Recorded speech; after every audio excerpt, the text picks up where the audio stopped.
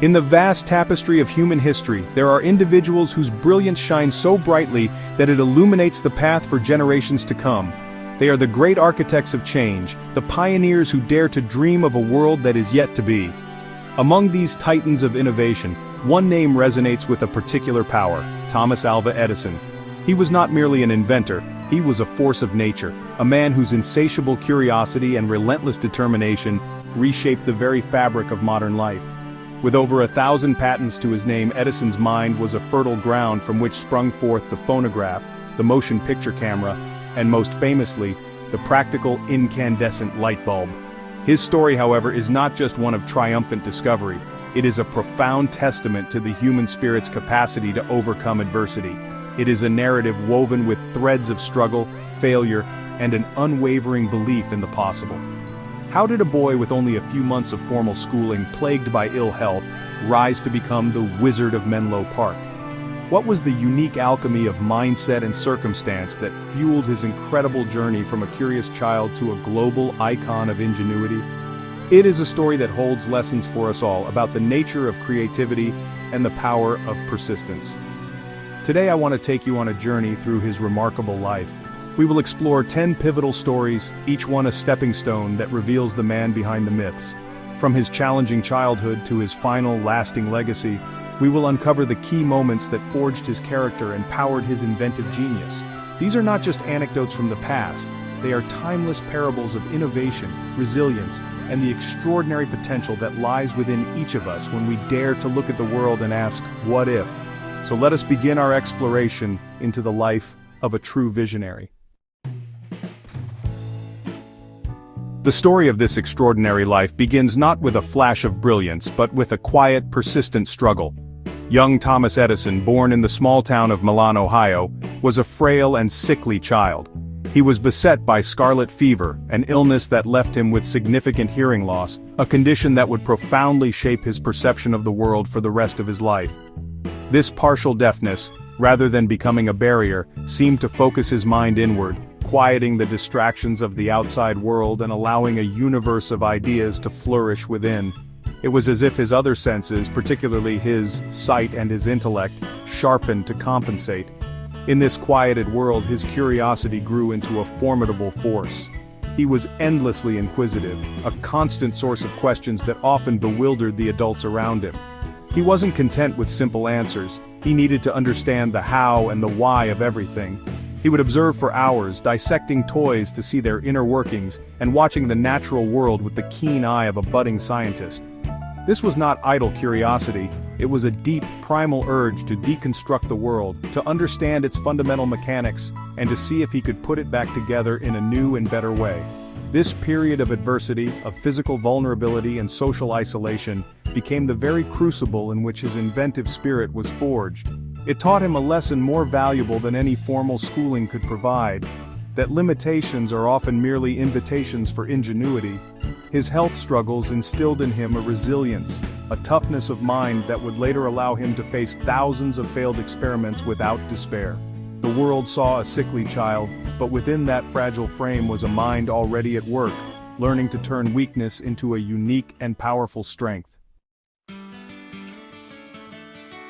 When young Thomas was finally sent to school, his unique way of thinking clashed dramatically with the rigid structure of 19th century education. His mind, accustomed to wandering freely through complex questions, was deemed addled by his teacher. He was prone to distraction, his thoughts drifting far from the rote memorization that was the standard of the day. After a mere 3 months, his teacher's frustration boiled over, and the young boy, branded a misfit, was sent home. For many, this would have been a devastating end to their educational journey. For Thomas Edison, it was a liberation. His mother, Nancy Elliott Edison, a former teacher herself, saw what the schoolmaster could not. She recognized the fiery intelligence and boundless curiosity that lay beneath her son's distracted demeanor. With fierce conviction, she declared that she would teach him herself, believing his mind was too brilliant for the confines of a traditional classroom. She transformed their home into a sanctuary of learning, a place where his questions were not just tolerated, but celebrated. She read him classics of literature, history, and science, tailoring his education to his ravenous intellectual appetite. This bespoke education was the spark that truly ignited his creativity. Free from the rigid curriculum, Edison was able to dive deep into subjects that captivated him, particularly the sciences. His mother provided him with a book on experimental chemistry, and it changed his life. He devoured its contents, meticulously replicating every experiment in a makeshift laboratory he built in his family's basement. This was the environment where he learned not just facts, but the very process of discovery, to hypothesize, to experiment, to observe, and, most importantly, to learn from failure. His mother's faith had turned a misfit into a self-driven scientist. As a young teenager, Edison's ambition and entrepreneurial spirit began to take shape. To earn money and fuel his ever-growing list of experiments, he took a job as a newsboy and candy seller on the Grand Trunk Railway, which ran between Port Huron and Detroit. But for Edison, this was never just a job. The train was a moving laboratory, a world of opportunity on wheels. He saw the baggage car not as a place for luggage but as a space for science. With characteristic ingenuity, he negotiated with the conductor to let him set up a small lab in a corner of the car. Here, amidst the rumbling of the wheels and the swaying of the train, his chemical experiments continued. He even went a step further, purchasing a small second-hand printing press and setting it up in the car as well. He began to publish his own newspaper, the Grand Trunk Herald, a single-sheet publication filled with local news, gossip, and train schedules, which he sold to passengers. It was a remarkable display of enterprise for a boy his age, combining his scientific pursuits with a keen understanding of business and communication. He was learning to be not just an inventor, but an innovator in the truest sense. However, the life of a mobile scientist is not without its risks. One day, as the train jolted over a rough patch of track, a bottle of phosphorus fell to the floor and ignited, setting the baggage car ablaze. The furious conductor swiftly extinguished the fire, but his patience with the young chemist had run out. He threw Edison, along with his chemicals and printing press, off the train at the next stop. This explosive incident was a harsh but vital lesson. It taught him about the tangible consequences of his actions and the responsibility that comes with experimentation. It was a lesson in risk, failure, and the need for a more controlled environment for innovation.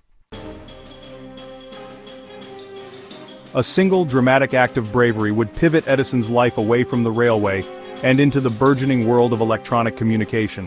One day at a station, he saw the 3-year-old son of the station agent wandering onto the tracks, completely oblivious to an oncoming freight car. Without a thought for his own safety, Edison dashed out and snatched the child from harm's way just in time. The grateful father, J.U. Mackenzie, had no money to offer as a reward, but he offered something far more valuable. He would teach Edison the intricate art of operating the telegraph. This was Edison's formal entry into the world of electricity and technology. The telegraph office became his new university. The rhythmic clicking of Morse code was a language he quickly mastered, his mind perfectly suited to its logic and precision. This was a technology that was transforming the world, shrinking vast distances, and enabling near-instantaneous communication. For an intellect like Edison's, it was a source of endless fascination. He didn't just learn to operate the machine, he began to study it, to understand its electrical principles, its strengths, and its weaknesses.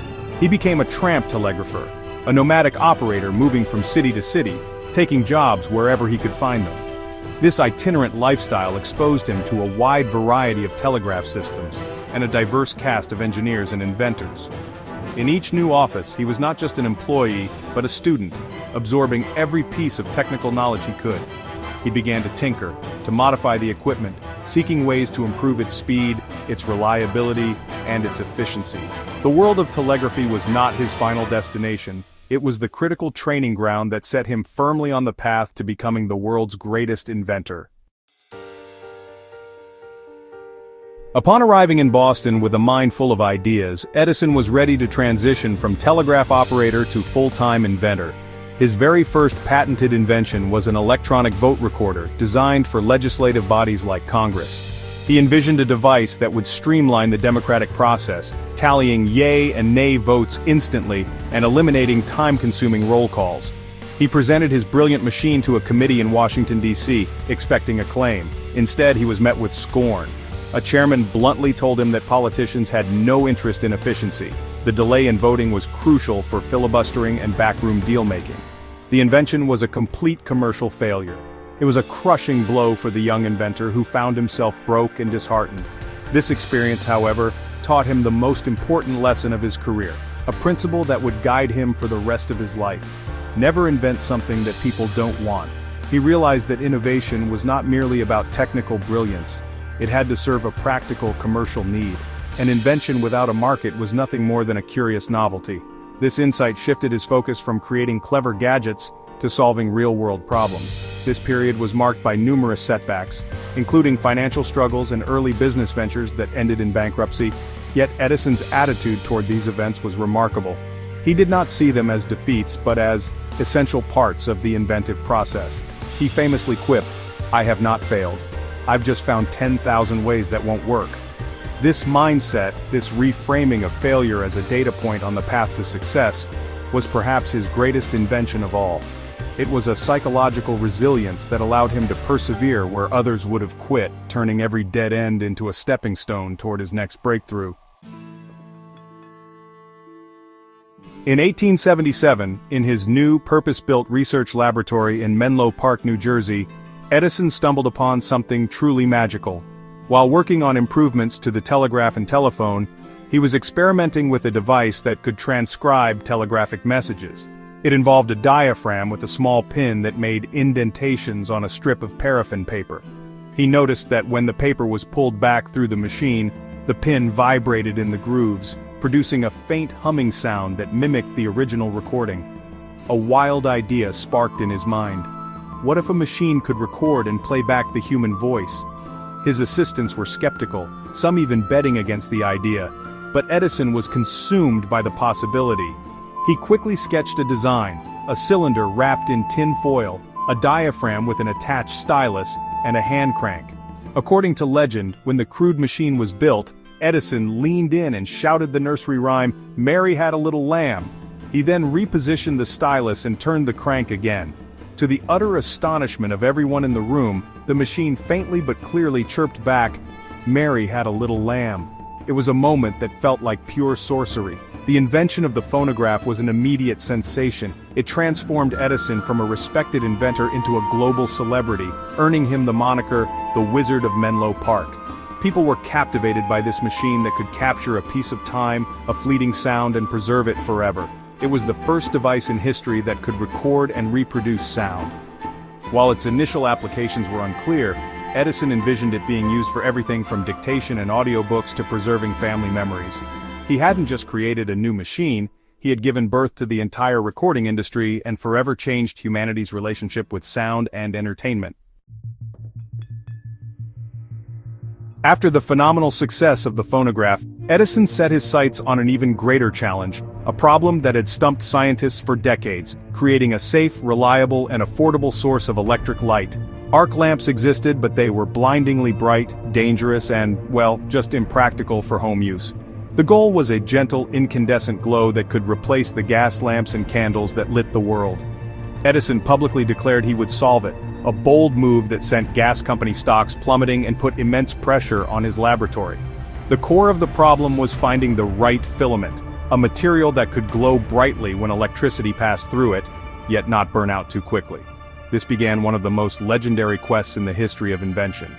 The Menlo Park team, under Edison's tireless direction, embarked on a colossal process of trial and error. They tested thousands upon thousands of materials. They tried platinum, various metal alloys, and even hairs from a colleague's beard. Each attempt would glow for a few moments or hours before failing. But with each failure, they learned something new about the properties of heat, electricity, and materials. Finally, after more than a year of relentless work, they found success with a humble piece of carbonized cotton sewing thread. On October 22, 1879, they placed the delicate, looped filament inside a glass bulb, from which they had painstakingly pumped out the air to create a vacuum. They passed a current through it, and it began to glow with a soft, steady orange light, and it stayed lit.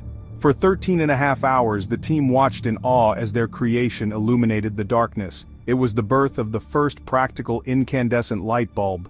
Edison had not just invented a bulb, he had captured lightning in a bottle and was about to gift it to the world. The invention of the light bulb was not an end, but a beginning.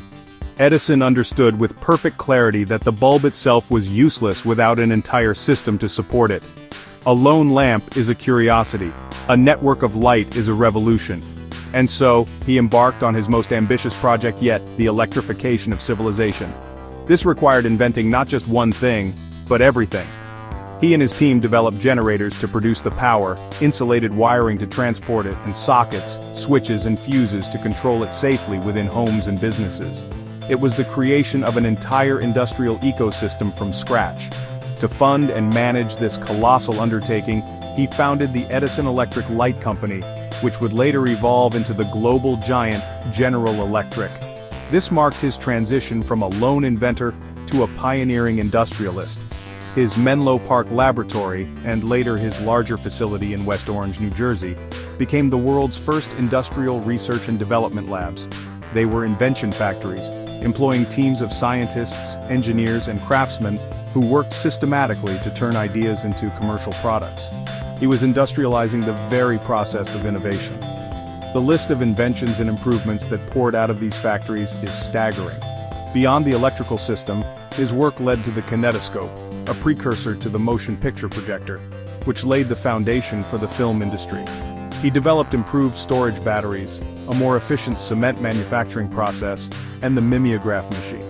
His name was attached to 1,093 US patents, a record that stands to this day. Thomas Edison wasn't just building gadgets, he was building the infrastructure of the 20th century, creating a sprawling empire of technology that would define the modern age. Age did little to dim the fire of Edison's inventive spirit. Even in his later years, well into his 70s and 80s, he maintained a work schedule that would exhaust men half his age. His West Orange laboratory remained a hive of activity, a testament to his belief that there was always another problem to solve, another improvement to be made. He viewed retirement not as a reward but as a form of surrender to inactivity.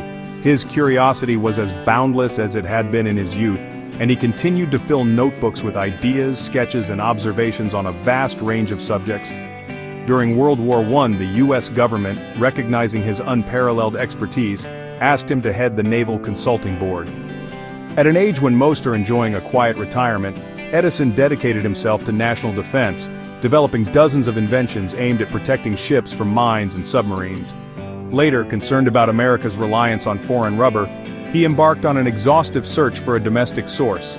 He personally tested over 17,000 different plant species, eventually finding a type of goldenrod that could produce a viable form of rubber, a project he was still working on in his final days.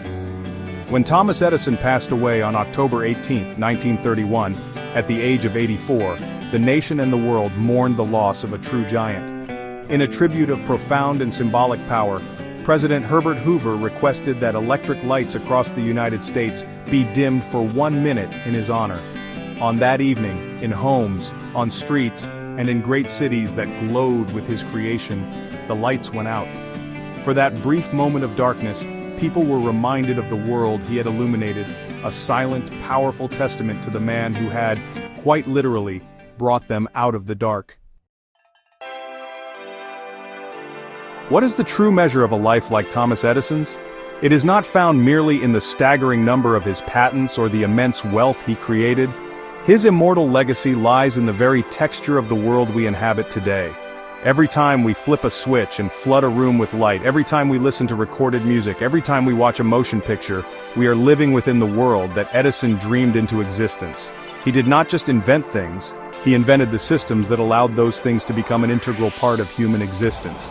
His most enduring contribution, however, may be his philosophy.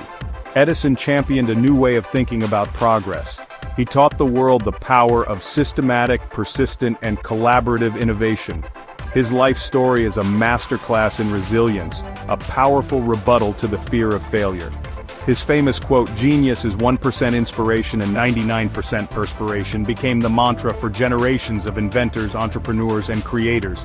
It democratized the idea of genius, suggesting it was not some divine gift, but the result of hard work, relentless effort, and an unwavering refusal to give up.